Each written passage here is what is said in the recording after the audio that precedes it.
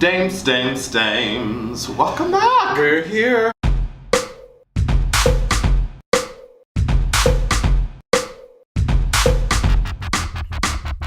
What would we do without the gay boy? What would we do?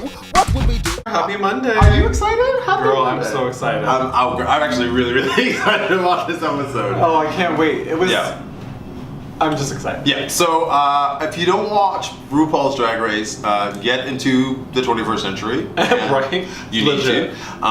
And if you aren't current, spoiler alert. Spoilers, please. And if by this point, if you haven't watched it, you deserve to have it spoiled for you. And like if you've probably seen who won or whatever on. If you're on social media. Anyway, so we're talking about mainly the season finale of RuPaul's Drag Race season 10, and I guess we'll talk about results. The results, yeah. Yeah. It has become a phenomenon. And you know, RuPaul in the finale was saying how it's global. It's this whole groundswell of like gay pride that happens all across the world. It's amazing. Because now it's on VH1, it is so popular, it is mainstream. Now we're changing it is changing. RuPaul and these drag queens are changing the landscape of like what is acceptable in mainstream pop culture. Absolutely. These people are pop culture celebrities now, you know? At least for a moment until the next queens come, the next, you know, batch of queens comes through. Sure. On the finale, they brought back the season 1 queens. And it Gagged. was awesome. It was awesome. They all look gorgeous. Yes. They look amazing. One of the things I thought when she brought back the season 1 queens, I was like,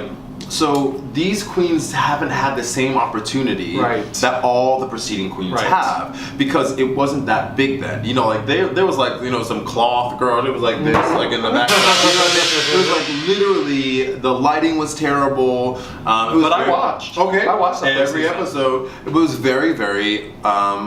Dare I say basic? Yeah, I say basic.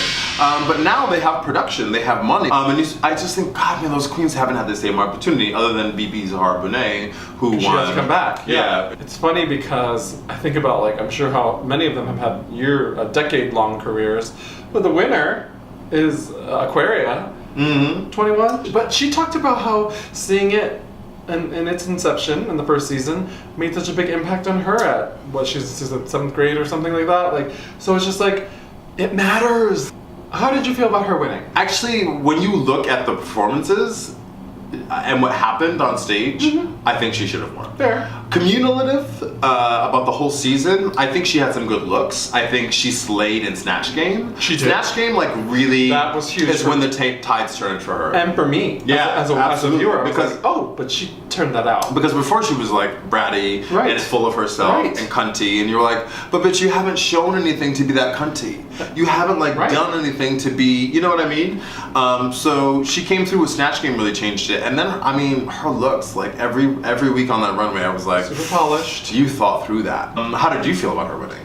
So it's funny. I hadn't watched RuPaul's Drag Race in a few years. I kind of fallen off. I think about. I'm sorry. I wasn't really sure who the whole time I wanted to win, but agreed. Like based on the whole finale, I think Aquaria took it. Yeah, she really did. She's like, you know, I was kind of giving Eureka some moments of like, well, I guess she's got personality, and you know, she's got a mouth, and she has a drag queen's personality, and so it makes sense that she could be, you know, the winner. But you know, her lip sync on the finale wasn't great. The second one was not great, and I was just like, no. And Aquaria was giving you lips. But Aquaria said, Cameron Michaels knows the words. Cameron Michaels is a fucking assassin at a lip sync. So Aquaria is smart. She said, no. I'm gonna know every word, and I'm gonna give you original choreography. So, bye-bye. But you're right. So I kind of was like open to whomever was gonna win, so I didn't get upset. I wasn't upset or not about it. It's always interesting when someone that young wins something big. But you know what I will say? On Untux, you'll see her, she realizes how the girls are seeing her in a not so great way and changes. And she said, you know, I grew in this experience. Girl. Yeah. I'm fine with it. I actually did not want her to win. Like, even to the bit, despite her like shift, her like moment of change, I was like, girl, bye. I wanted Eureka to win. I really was a Eureka fan because I feel like, sure, she had a second chance, and so I feel like she actually had a leg up. despite her breaking that knee or messing up her knee. I feel like she had a leg up because I think she also was able to have a career for being on the season for a little bit, for being on season 9 a little bit, right? So she had money. She like came with her look. She was ready, confident, you know. But then you did see her break down over the season. But honestly, I thought it was time for a big girl to win, and I thought she was like really poised to win. She slayed these challenges. She loved to do that middle split too, where she's like pumping up and down. Girl, get it. Speaking of lip syncs, Asia, girl with those butterflies. Let's talk about Asia. Brilliant idea. Good idea. Very good idea. Girl, that was rough. I'm mad at Asia because not only was the execution, because it's like quasi Sasha Velour season 9. Girl, don't steal somebody's gimmick. And you were trying, and she stole it and didn't even do it well. Didn't even do it. Yes, girl. Nigh on as good. It was like bad, and not to mention, she was relying on that. Yeah. Because why come? There were no words, nary words, and no choreography. Right. You know better than to just rely on a gimmick. Now, were there any queens that you did kind of like that you wished? So you mentioned you like Monet Exchange. I do like Monet. Well, she won. She's funny.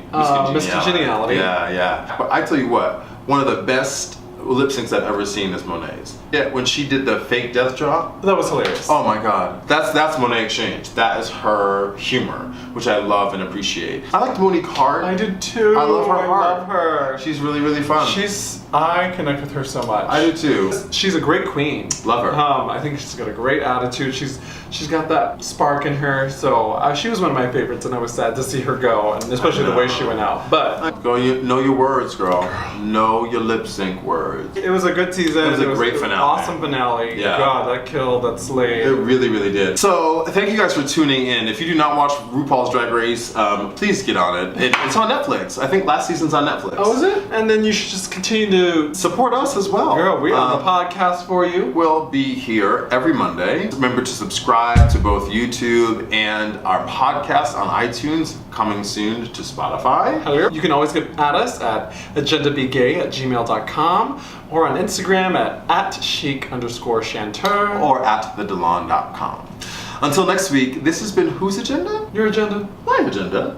Our gay agenda. And she's a wrap. What would we do without the gay boy? What would we do? What would we do?